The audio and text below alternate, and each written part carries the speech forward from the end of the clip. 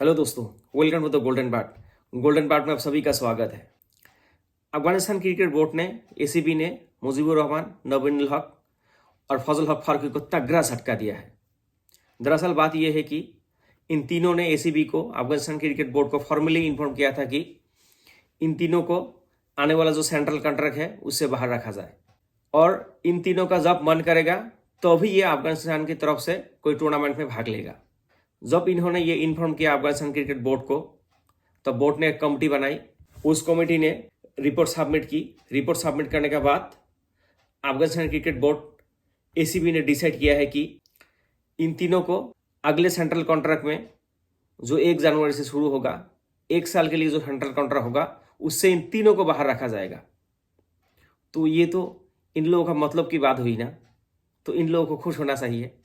लेकिन बात यहाँ नहीं रुकता, पेश फंसता है यहाँ सेकेंड पॉइंट में। सेकेंड पॉइंट में बताया गया है कि इन तीनों को अगले 2 साल के लिए किसी भी लीग में खेलने के लिए एनओसी नहीं मिलेगा। और तो और जो एनओसी मिला हुआ है इन लोगों को आने वाले लीग खेलने के लिए, उसे भी रद्द कर दिया है एसीबी ने। तो एसीबी का कहना है कि इन तीनों ने देश को रिप्रेजेंट करने के बजाय अपने पर्सनल इंटरेस्ट को तवज्जो दी है। देश को रिप्रेजेंट करने के बजाय इन तीनों ने लीग खेलने को तवज्जो दी है, इन तीनों ने पैसे को तवज्जो दी है। सो इन तीनों का अब यही हशर है। क्या इन तीनों ने आईपीएल में पार्टिसिपेट कर पाएगा?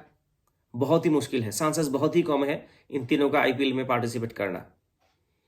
नबीनुल हक जो गुजरात टाइटंस के साथ है, फजल हक फारूकी जिसको हैदराबाद ने रिटेन किया है, और मुजीबुर रहमान को हाल ही में केकेआर ने खरीदा है।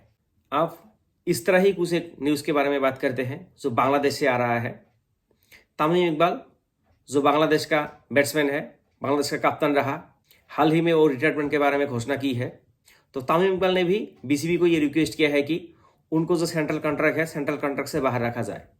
और वो बोला है कि नजमुल हसन जो बीसीबी का प्रेसिडेंट है, उनसे बात करने के बाद ही तमीम इकबाल फैसला लेगा कि ये नेक्स्ट इंटरनेशनल खेलेगा या नहीं खेलेगा। तो आज के लिए इतना ही दोस्तों।